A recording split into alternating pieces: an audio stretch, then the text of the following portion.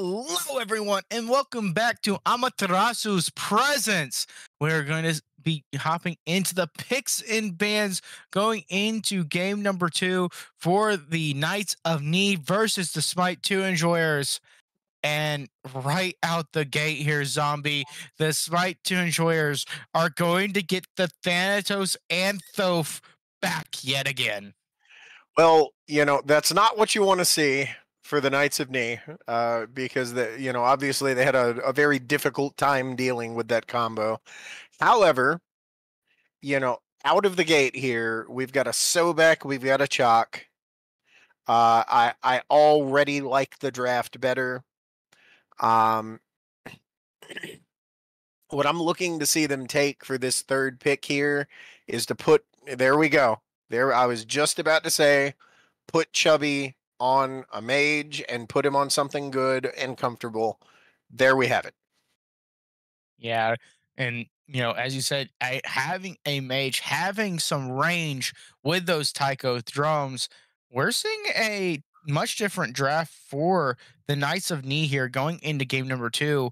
Sobek has such good CC, probably one of the top 3 supports right now, able to pluck and reposition your enemies.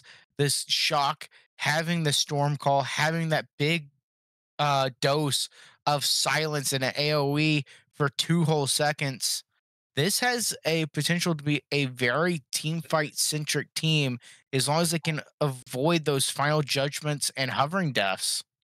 Yeah, and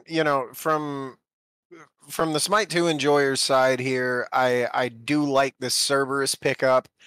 I'm gonna go ahead and peg that that's headed into the solo lane to match up against this Chalk. Um, I like the pickup there. He performed really well on that Bake Kujira. Cerberus, while not really similar in God style, is going to be a similar kind of play style. Get in there, smash somebody in the face, and throw some CC around. So I expect him to perform pretty well on this too. Yeah, and you mentioned the Cerberus potentially going to the solo lane. Cerberus has been getting picked up a lot more recently as there's been talks by pro players such as Impound and many others about Cerberus being in a good spot in the meta, being able to fight into the meta itself, having that big anti heal, being able to stop gods like Shock and so many others that have that. But the thing about Cerberus is he's truly underrated in the support role. I know a lot of people are talking about him going there, but I do have to agree he might be going to that solo lane. It really come down to what Dan the Dino locks in for the final pick. But before we get to that, what do you Well, think about this Neath and Bakasura? I first off, I've got to say I was right because it ain't a Kepri going into that Chalk. Now to answer your question, um, the Neath, I don't feel like she's in a terrible, terrible spot as comparatively to, the last few years. Bluestone's got its, build path. Mannequins is a viable hunter's item now, so you're not even really getting penalized for like going into that hidden blade one-shot type build. I think Neath can perform pretty well. I just think she struggles into a lot of your more meta hunters. Bakasura is going to be a pretty high execution pick here for Eva. Um, he's not super high in the meta right now. I don't know whether he's going to go for like a crit or attack speed build on it. We saw a lot of crit Bakasura, a year or so back. We'll have to kind of see what he decides here, but I think a Bakasura, if you can get it ahead and get it active, you can still do a lot with it. Yeah, and right now that pocket, mentioned if you can get it active, can be really good. He also looks really good into the team comp of the Smite 2 enjoyers because with that cripple on the regurgitate, able to lock down 4 people on the side of the Smite 2 enjoyers. Yeah, he can. And, he's also got that dash on the one. He's got the capability to kind of keep up with Toth and stick on him, more importantly. He's got the CC immunity on the second and a half of that regurgitate.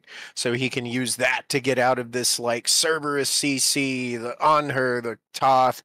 Like I said, I think it's a good pick. I think it just depends on how it gets played because Bakasura is a very aggressive type jungle. You're looking to invade, you're looking to fight, you're looking to do all of these things that they were forced into not being able to do last time. Yeah, it's gonna be one of those things where we're gonna have to see how they execute a zombie. Looking at how these teams have draft on just pen and paper, not based off of how we've seen them perform. How do you think that these teams match up going into game number two? Um, Pen and paper, I think my money would probably be with the Smite 2 enjoyers on this one. I like some of the picks that the Knights of Ni have drafted, but I'm just not sure about the performance of those picks. Toth, we know, is very, very good. On her, we know, is very, very good. Thanatos, we know, is very, very good. They have got top picks in, three different roles here. Um, I think on pen and paper, I've got to go with the Smite 2 enjoyers. And I feel like that you have to also agree that after game number one, what we saw, not just the pen and paper, but what we were able to witness that this Thoth and this Thanatos are going to do quite a lot of work, don't you think? You have to assume so, right? Like they played those same picks in the first game and performed spectacularly. So, from a mathematician's perspective, they've played them great 100% of the time so far. So until I see that percentage decrease, I got to bet on it. That's completely fair and understandable. As right now we're getting set up for this game number two. These teams primed and ready going into this game. Yeah, and they're looking at some of these builds that we're going out here. Bakasura is building into the Mannequin Scepter, which I will admit is not something I expected to see on a Bakasura. Um, Kepri Sobek going these War Flag starts. Neath opting for the Bluestone, however. One notable mention. Neath opting for this Bluestone over in the duo lane. So, we can assume that we are going to see kind of that Bluestone build running over here on this Neath. And, the one thing we do know about that is that build is very good right now. Absolutely, as Bluestone and these damage based hunters and ability based hunters are in quite a good spot at the moment. And it's going to be interesting to see how that mannequins versus that Bluestone matchup does decide to play out.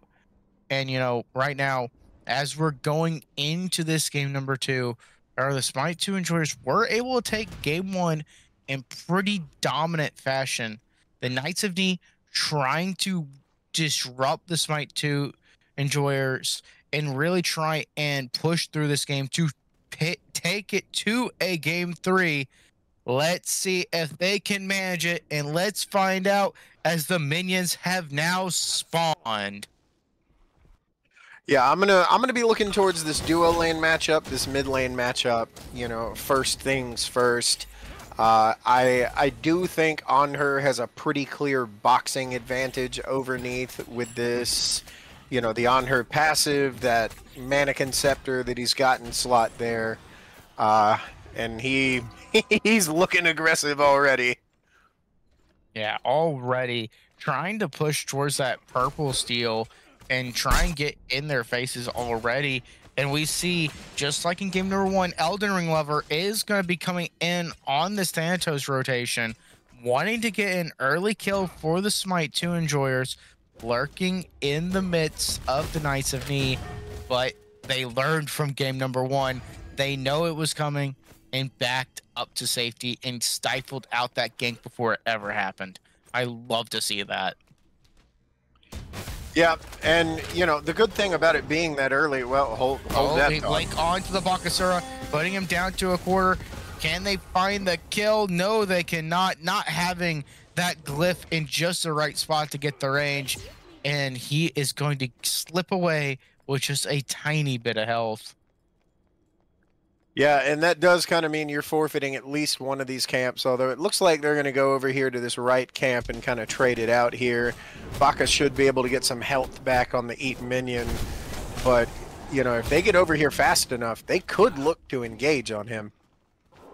And they are not going to be able to get the silence in time, so he is going to be able to get away. But now that Santos is in danger, the blink on the Bakasura is trying to rein in these autos, but with the Thoth damage, with just the autos, able to force Eva back out since he's only at half health. Yeah, and you know, we talked about it a little bit on the desk with the matchups, but like Elden Ring Lover is playing pretty lights out on the stand. Eva's got a road ahead of him to try and take control of this jungle. Oh no. And now Raijin forced to jump out. A big evade and punish out of Just Feed Me More. Able to just gun down Chubby Ostrich and force an early back out of lane. He's going to lose some XP and gold out of that. And with a big pluck going in on this on her, just going to do some decent chip damage, shake him down to half health there. Well, yeah, you know, that back isn't going to cost Chubby too much out of that mid lane there. He got back up pretty quick. Might have lost a minion or two to that tower. So, you know, not too costly of a back. They're not losing these, they're not losing their camps this time, which is a big advantage. Yeah, able to really hold down these invades and make sure that it's not happening like it did in game number one, and able to really try and get their farm. We haven't seen as much out of Smite 2 enjoyers thus far, not able to get off to as strong as of a start as they did in game number one. The Knights of Need doing significantly better thus far in game number two. It's okay. I love you, beautiful. And now Chubby Ostrich gonna find a kill onto Just Feed Me More in the mid lane, and now is going to be on this left hand side. The Smite 2 enjoyers getting a hold of Jimmy, of the, you know, staff out of that meteor, and that is going to be a bit more damage going their way in these fights. And I cannot believe there that Just Feed Me More just getting soloed by Chubby Ostrich there, able to get first blood for the Knights of Knee. And now the Hovering Death lurking over the Neef's head, but she is going to notice, get the backflip off, and Annie Macio able to notice what was inbound over his head there. Yeah, a lot of scuffling. You know, we've got the first blood out, and it's in the pocket of the Raijin. And you know, from where the Knights of Knee were at 4 minutes into this game the first time around, this is a massive turnaround. Yeah, I have to absolutely agree with you. And now we see this fight. This Bakasura looking for the kill onto the Thanatos. The Recursion doing so much damage, putting him down to a quarter HP. But the Elden Ring Lover wants blood. This man was looking for the blink and the engage there, being a little bit nutty. But it's going to be the Raijin of Chubby Ostrich finding another kill on the Just Feed Me More, starting out 2-0. Well, you know, I just got done saying that this was a far cry from where they were at in the last game, and this is a big difference. And, you know, kills like that going into a player like Chubby in your mid here, that's big. That's very big, and you can use that. Uh-oh. In shock, using his Storm Call to immune out the Cerberus ultimate, able to keep himself alive, and now he's jumping back in, looking for a kill onto the Thanatos. He just needs the axe. Can he find it? Cerberus gonna hop over it, but Thanatos now off the hovering death, gonna re-engage. Bakasura on the backside. They're gonna trade kill for kill, but this Baka might find another. Thanatos is low, a massive death scythe, and he takes a tower shot, dice to the minions. Ring Lover gets out, finds himself a double off of a missed jump from Eba. Oh no! Oh, you had it, and then you didn't. Oh no! That is yikes. That is not what you want to see. Was, you know, 2 kills going into this Thanatos that decimated you in the last game. That's dangerous. Great play from Elden Ring Lover there. You know, he got that health out on the Chalk. It looked like the Chalk had won. He went into that hovering death, secured the kill onto the Chalk, and then the misplay from Eba cost him his life too. That was just spectacular play from Elden Ring Lover. Yeah, and now this on her of Jose Manette looking for something onto Animacio here. Gonna get the knockup, gonna poke him out. Is gonna be able to secure out his shield buff here. Yeah, and I don't really expect Neath to be able to box this on her right now. You know, on her's got this Devo. Oh, he may be in trouble though. Hovering death is up, coming down onto the Bakasura here, but is going to go ahead and back off, seeing the Sobek, but a beautiful Sobek plug pulls back into on her, and he is gonna go down. But the Capri Dash in gets a beautiful res, and somehow Jose Manette is going to be revived. A highway robbery on that one. Oh man, he got away with it. He got away with it. I don't believe it. You know, it cost him the beads. Funnily enough, he held on to his ult there. But, you know, I didn't even see Dan the Dino come in on the map. It seemed like that Kepri ult just popped out of nowhere and just... Wow. Wow, what a play from the support there. Yeah, just showing up beautiful timing there in order to make that save. And now, if you're the knight, oh, and a big blink in from the Thanatos onto this Raijin. He's going in, gonna force the Taiko drums out. Final Judgment puts him to 1, and Elden Ring Lover secures it out. Eva will find the return kill. This though has them at both at half health with the Fame Punch. Gonna just do a lot of damage onto this Sobek, but Baka, Eba wanting to tussle with this Cerberus is not able to steal out the blue, not having the eat minion available. Is somehow gonna Indigo able to secure his blue buff into a Baka. Yeah, you know, I feel like that was a bit of a miscue from the Knights and Knee mid laner there. You know, committing your escape into the face of a Thanatos, you know, with a Toth casting at you from the back, that was just unfortunate. You know, maybe we don't do that again. Toth now. One thing I really want to bring attention to with how well Feed Me More is playing this Toth, he is down 0-2. His laning opponent is 2-1, and he's ahead. Yeah, somehow, some way, is ahead on XP over his lane partner of Chubby Ostrich, and on her getting the memo that someone is here with the covering of the ultimate from the Neath, but it's not going to be enough. Going to be forced into the Desert's Fury, and somehow Chubby Ostrich lives. Minion's not able to find the kill, but Thanatos is here, and he is going to get plucked away and rooted by the Neath. What looks like was going to be a double kill is going to be stopped rifled by this Sobek of OJ, man. Great play from J-Man there. What on earth is happening here? They're And going back in. is gonna get the pluck, but the Neath gonna get the kill and another res by the Cap.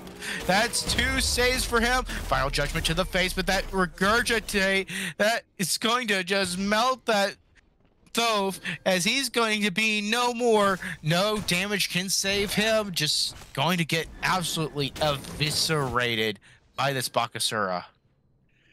Yeah, and that's one of the problems with the matchup like that, where it's like we talked about in that first game. If Thoth commits that dash, he can be in serious trouble, and with Bakasura having a cripple in his kit, he can even be in serious trouble without committing the dash. Yeah, it's just, even through all that, just Phoebe Moore holding on to the beads and Aegis, deciding not to use them there. What do you think of that, Zombie? I think you've got the Beacon fight coming up. I think you've got Gold Fury still up, and I think he was probably dead either way. I like the call to hold it. Good Lord.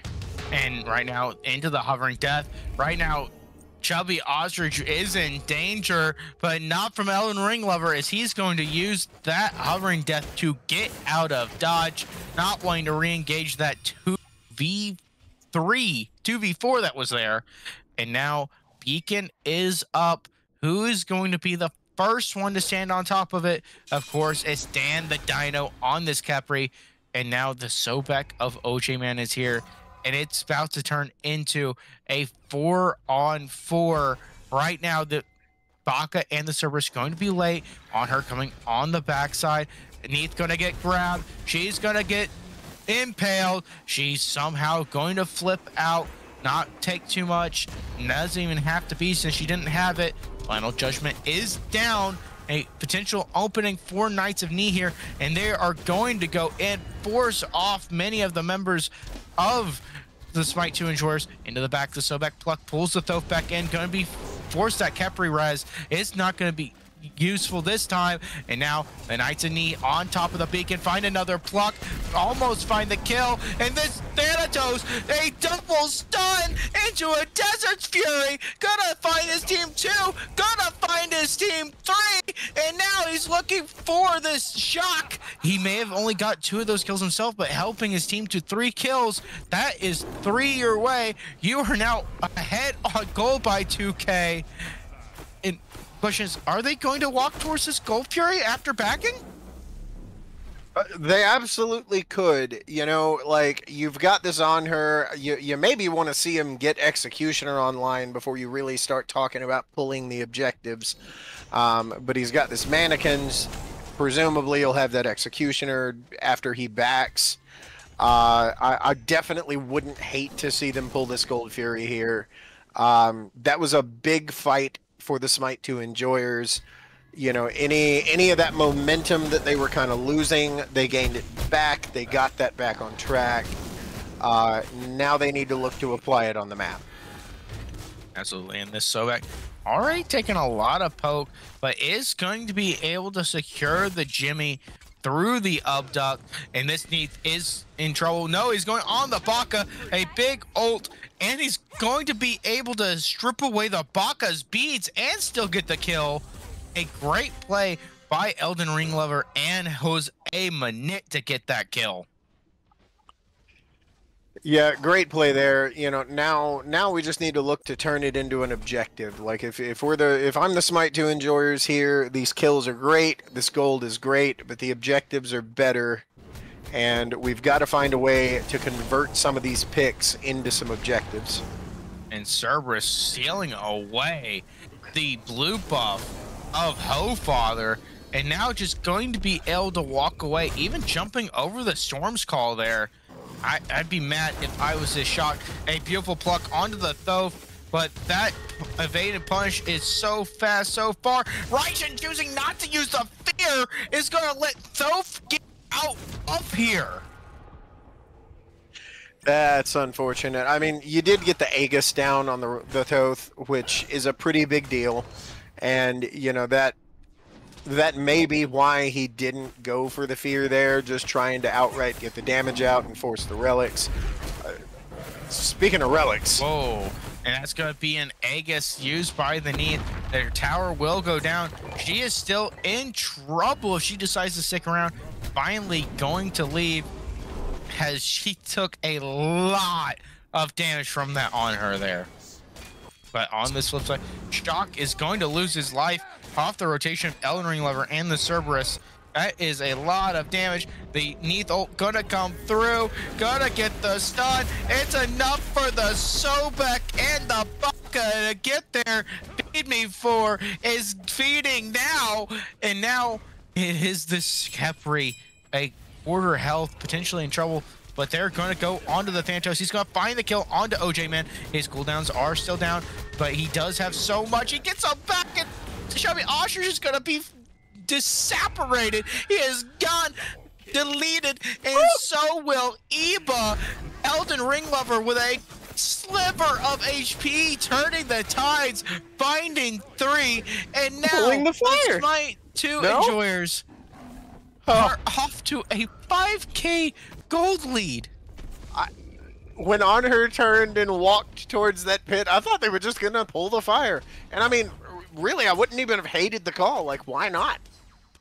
Yeah, I mean, with everyone up, and the only person not there was just Feed Me More, who has the ult when he gets there. It would have been an okay call, but this Neath in desperate trouble, and she's not gonna be able to find the kill of Jose Minette, using that Desert's Fury to immune that World Weaver ultimate, just shoving it down onto Annie Macio.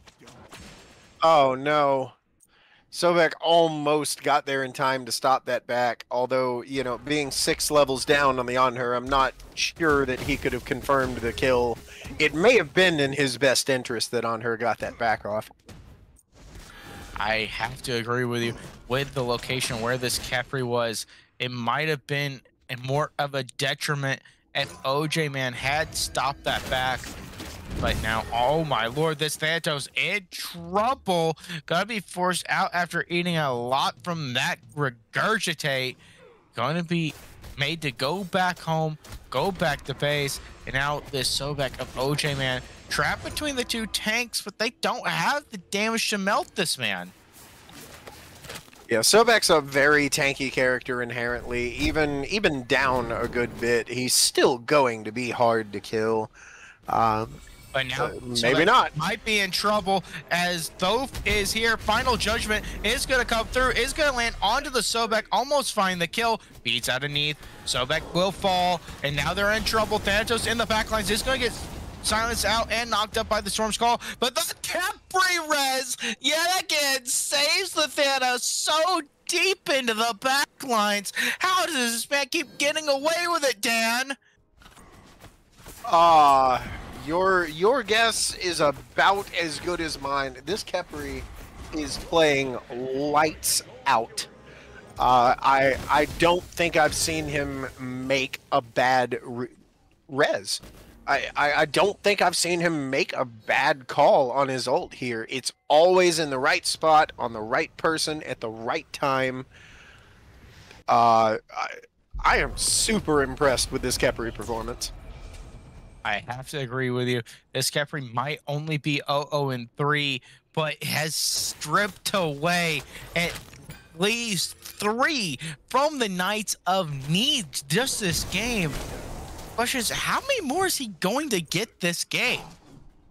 I mean, with that breastplate online, you know, you could be looking at slotting another cooldown item or 2. My guess would be several. Yeah, you know, it's going to be one of those things we're just going to have to wait and see, but I think he has several more to go. I have to agree with you. But right now, it's my 2 enjoyers hovering this Fire Giant. 20 minutes. They got it early last game at 19. Looking towards it again here at 20. They're at around that same pacing in the game. They're going to be able to take the tier 1 tower in right, and they are all here. Jose Manette, the only one not quite here yet, but he will be there very, very shortly. It's gonna get pulled. They have the word coverage all over this fire giant pit in this side of the map. It is at half. Only Shock, Father, has a chance of stealing this, but would just feed me more. And this melt, this shred of the Smite 2 Enjoyers, they are easily going to be able to take the fire giant and now take a pyromancer as well. Right now, Neats of Knee are on the back foot. Yeah, and they are going to continue to be this. Might be more. Hovering Death gonna come out, but he's going towards the Neath, not the Baka. And right now, this Elden Ring lover, this Thanatos, gonna be unstoppable. Is 10-1, finding the kill onto that Neath. Tier 2 tower down in mid. Tier 2 tower gonna go down here on the duo side. And this Bakasura trying to get away with murder here onto Elden Ring lover. Oh, no. But Eva just gonna waste the regurgitate and go off. I don't think that's the play here. You need to synergize with your team right now. You know, sometimes you find somebody kind of caught out. You get it in your head that you want to make that hero play, and you know that wasn't it. It happens. Smite 2 Enjoyers are now very much back in the driver's seat of this one. The early game was admittedly much better. But this mid game and late game have kind of snowballed a little bit here. And you know, Knights of Knee are still at a point where it is possible that they mount a defense, but you know, the Smite 2 Enjoyers are gonna have to get pretty over aggressive for that to happen. And oh no. Well, you mentioned over aggressive, as right now Elden Ring lover looking for something, trying to think it and really considering about going in 3v1, but just thinking better of it. All of the tier 2 towers will fall, and they are looking towards this solo side. Phoenix minions are here. They are walking in, looking for it. A big plug pulls them in, but the final judgment forces out the Raijin. Stormcall is gonna hit 4 of them, and with that, the Buckets are diving into the backlines. The Kepri with a beautiful res, but it's not enough to save Jose Manette from the Bakasura, but they will lose OJ, man, on that, and the Bakasura slipping out with the skin of his teeth. They did lose their ADC, but they'll find a kill onto Father and will lose Elden Ring lover. A big shutdown. If they can defend this time and defend this here, that is a big pick. Bakasura still going off, going ham, gonna find a kill onto the Kepri. 3 have fallen. He found the ADC this fight, he found the support this fight, and they have made a defense, and they got the shutdown onto Elden Ring lover here. This is what you need if you are the Knights of Knee. It absolutely is. And you know, if you were looking for signs of life, if you were looking for a heartbeat, we've got one. The heartbeat's there. They lost the Phoenix, but the good news about this is that it's the best Phoenix to lose if you have to lose one. You know, you can still push these waves and still be in position to defend this next fire giant, which, you know, by the way, with the amount of gold that just went into the pockets of Bakasura, he at the least is going to be at full build for. You know, still got some farming to do for the rest of the team, but you've got the Crusher and the Heartseeker online for the Neath. She's just looking for that Bluestone now. You know, Chubby's getting some of these items online. Just hit 20, working on getting this upgrade. You know, Knights of Knee are looking vastly better off than they were a few minutes ago, although the gold difference hasn't changed much. Yeah, and right now, the Knights of Knee looking to take those resuscitation paddles out of the Kepri's hands, use them on themselves, trying to bring some life back into this team and into this game. Able to do it there. and now they just have to make another Fire Giant defense or do a risky step up. But right now, their ADC Animacio might be in trouble, might be in danger, gonna get their back stopped by Elden Ring Lover. He is going to go ahead and use that Hovering Death, try and force out the beads. That he will, and the Aegis, and she will fall. Bakasura on the flip side trying to look for a fight is going to blink in, but the Fire Giant is getting melted on the flip side. Fire Giant's going to go the way of Smite. Two Enjoyers, they're going to try and find a kill onto Elden Ring Lover, but he's going to delete Ipa. Ipa's gone. Now this Sobek is in deep trouble because this Thanatos is freaking destroying everyone. There's a Baka on your screen too, right? Is going to find the kill on the Chubby Ostrich, and this Thanatos running down OJ, man, as he has nowhere to go, is gonna fall, and they are on the Titan, and what can I say except that was nutty. The Titan is at a quarter, the Titan is at nothing, and the Smite 2 Enjoyers take the set from the Knights of Knee to... Oh.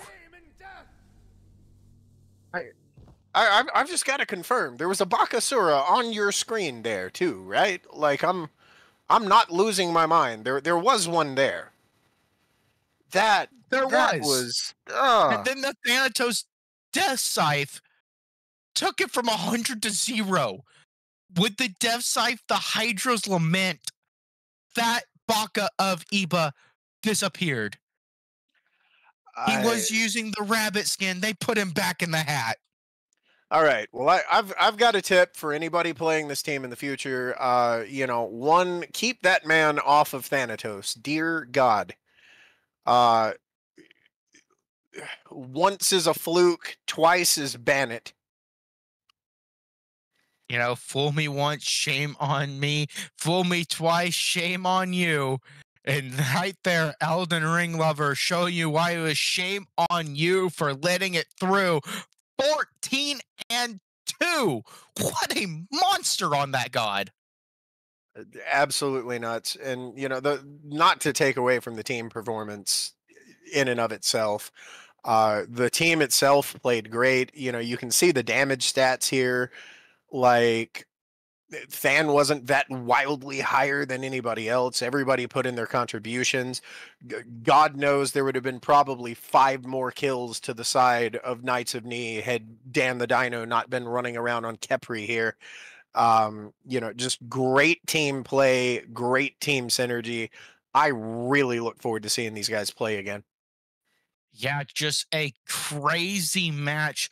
Just the team of the Knights of Knee just never able to find their footing as Elden Ring Lover on this Thanatos, just able to control the early game and just being able to get bailed out by this Kepri, able to dive so deep and just get revived.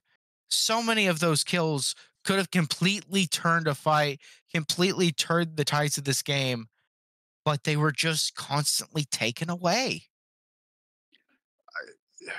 I can't sum it up any better than that, my man.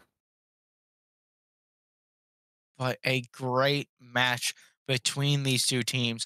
A great plays both from the Knights of Knee, showing that they have life, showing that they're capable, but the Smite 2 Enjoyers just able to show why they are potent, being one of the best teams in this league, and just able to run it down today, making quick work in some of the shortest matches I've seen this season, at getting Fire Giants at the 20-25 minute mark.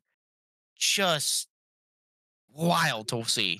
I was just thinking about that. Like, we've casted a number of games, you and I, here in the last month or so, and I don't remember one of them being fully over an hour and a half in. That was quite a performance. Like I said, really looking forward to seeing some of these guys play in the future. Knights of Knee had some good points moving into that second game. The comp was definitely better. It was definitely more what they needed. but it just didn't seem like they found their synergy where they needed to, and more importantly, when they needed to. So, you can work on these things moving into the next weeks, and I look forward to seeing it. I am as well, Zombie. But I gotta say, thank you for these teams that played. Thank you for everyone that watched here on Twitch. And thank you to Amaterasu's presence for having a wonderful Smite match. And that is where we're calling it for the day, as we hope to see you all next time here at Amaterasu's presence.